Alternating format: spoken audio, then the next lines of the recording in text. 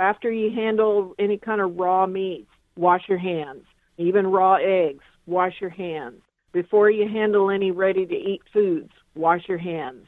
Hand sanitizers are fine, but if your hands are dirty already, the hand sanitizers will not be very effective at all. Look on the labels. They should say at least 70% alcohol content in them in order to be effective. We've always been talking about washing your hands, and now more than ever, it's really important to do that. Restrictions on large gatherings due to the COVID-19 pandemic and the rainy weather over the Memorial Day weekend may have reduced outdoor grilling some, but there's still plenty of time to fire up the grills before winter arrives. Over the past few months, we've all become more aware of protecting our health and the health of others. A K-State Research and Extension food safety specialist says that's also important when we prepare, cook, serve, and store food.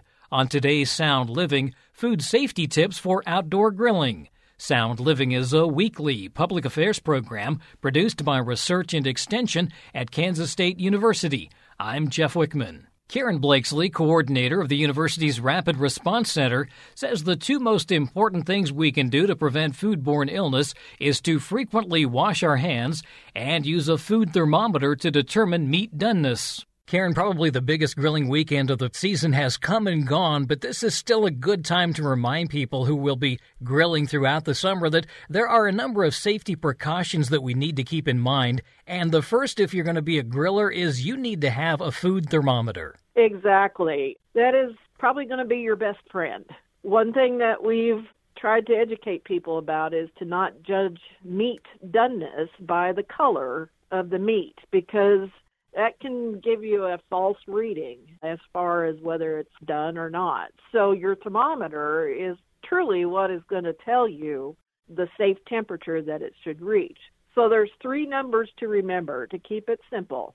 For steaks, roasts, and chops, the minimum temperature should be 145 degrees Fahrenheit. For ground meat like hamburgers, pork burgers, the minimum temperature is 160 degrees Fahrenheit. And then for any kind of poultry, pieces, parts, even whole poultry, minimum temperature should be 165 degrees Fahrenheit. And so, there's many kinds of thermometers out there. The easiest ones are the simple digital thermometers or the dial thermometers. The digital thermometers are probably a little easier to use because the temperature reading can happen at the tip of the thermometer. That's where the sensor is. So for thin products like hamburgers or even chops or something like that, that tip of the thermometer can read the temperature. With a dial thermometer, you have to insert it a little farther. You should see a little dimple on the stem. So where that is, you've got to insert it at least that far into the product to get an accurate reading. Those are the easy ones. Those types of thermometers, you cannot leave them in the meat. Those are just open the grill, take the temperature, take it back out, and then close the grill. But there are several types of thermometers out there where you can leave the temperature probe in the meat. One that I can think of has the temperature probe that's on the cord that connects to the display screen that you leave outside of the grill. That works really well. And the thing to be sure about those is to make sure it's built to be used in high heat like a grill. Your typical kitchen-style thermometers that are like that are not meant to be used on a grill, and they can malfunction, or even the cord could melt. So pay attention to that when you're shopping for thermometers. Or even a meat thermometer, with the big dial on it. That could be inserted into the meat product and be left in the meat during the grilling. In terms of when we're taking the temperature, we're doing this on the grill and not as the resting temperature? Yeah, you can initially take the temperature on the grill. Just keep in mind that, if you're getting close, say you're cooking a hamburger and it's getting close to that 160 degrees and you're like at 155 or so, 156, you could probably take that burger off the grill because the temperature will continue to rise. So you let your meats rest for 10 minutes, 15 minutes, and that will allow that temperature to creep up a little more. And it allows the quality of the product to be better also, because the juices in the meat reincorporate themselves, and you'll end up with a better quality meat product in the end. So this is really about the best, least expensive investment you can make to keep yourself safe.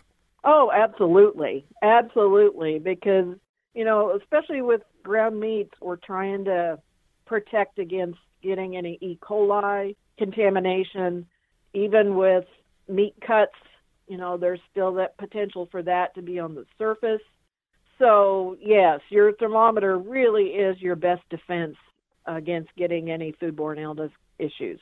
I think one of the things you also were kind of hinting at there is the fact that we worry about that cross-contamination between meat juice and other foods that we may be cooking. Yeah, use good food handling practices. If you're carrying your raw hamburgers out on a plate to the grill, don't reuse that same plate for the finished burgers. Wash it in between or get another plate to take the burgers off the grill. So watch those cross-contamination points so that you're not recontaminating your finished products. Same thing with the grilling utensils, your tongs or your forks that you use to flip your steaks or chops. If you're using them when you put the raw meat on the grill, then wash them or get a different one to continue with the cooking process and to remove them off the grill. I know that some people claim that you don't want to clean your grill very often because they like that grizzled seasoning. I'm probably thinking you do want to clean your grill a little bit more often than that. Well, yeah, because you can get a lot of buildup on there, and then you're not getting good heat from your heat source, whether it's charcoal or gas. So you do want to brush off and scrape off the buildup on there. Something's thick.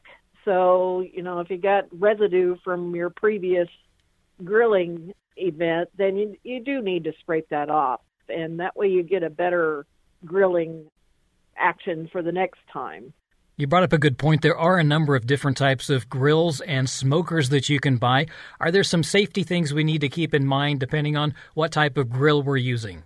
Well, you got to think about, the size of grill that you're wanting to buy for your family situation. Where are you going to locate the grill? You want to keep it away from flammable objects, keep it away from your house.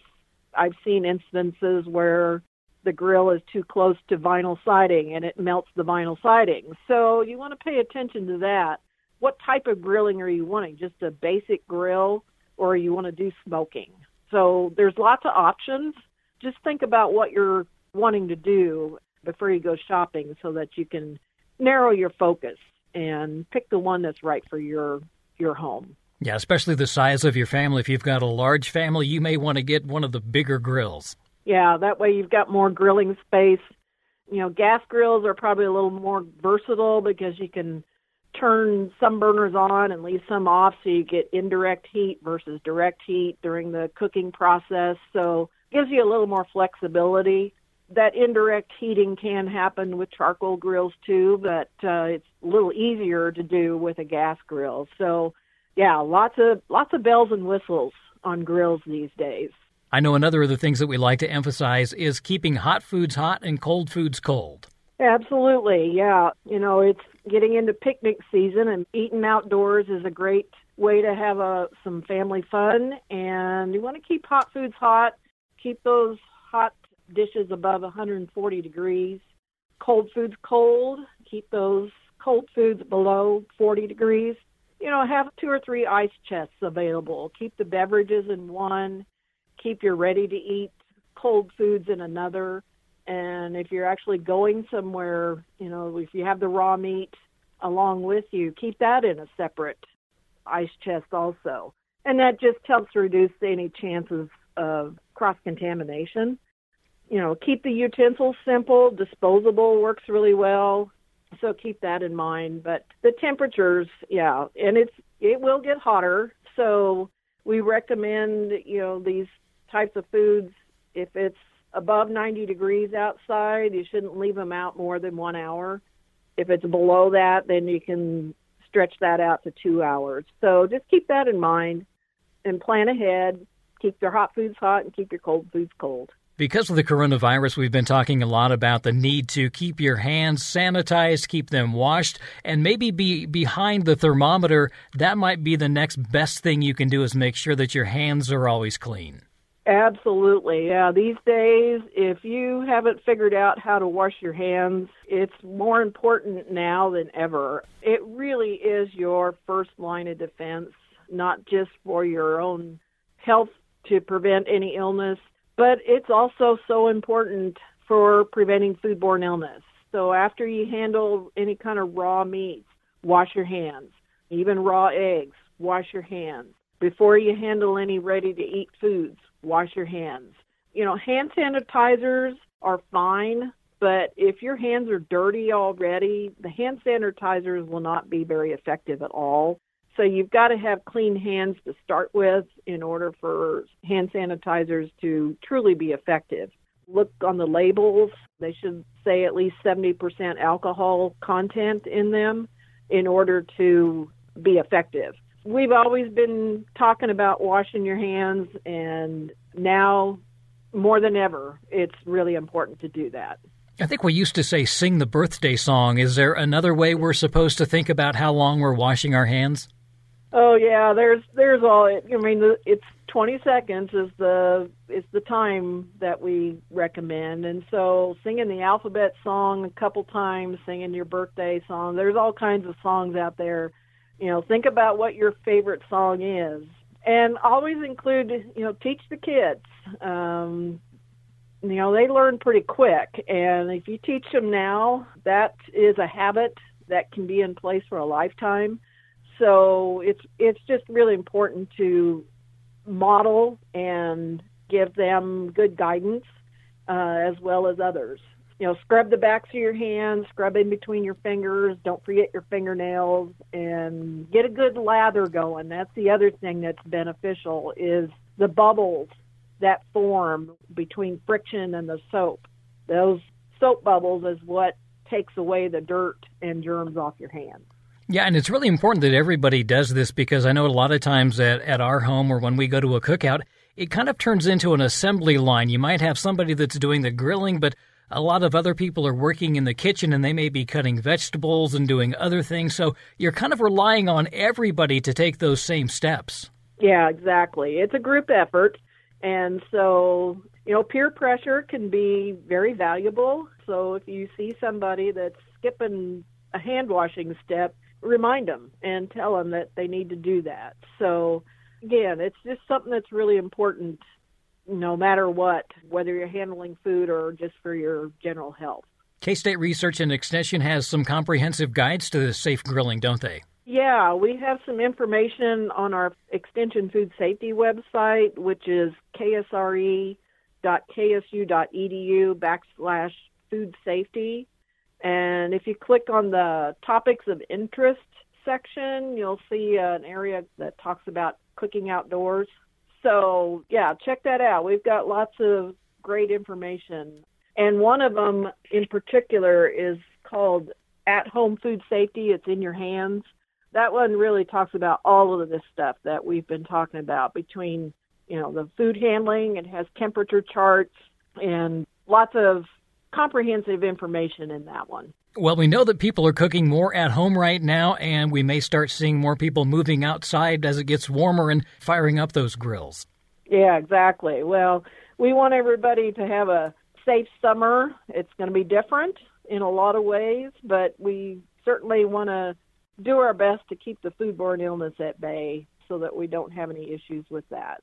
That's K-State Research and Extension Food Safety Specialist Karen Blakeslee, coordinator of the university's Rapid Response Center. Again, food safety information is available online at ksre.ksu.edu/food safety. You can also learn more by contacting your local county or district extension office. Sound Living is a weekly public affairs program produced by Research and Extension at Kansas State University. I'm Jeff Wichman, and this is the K-State Radio Network.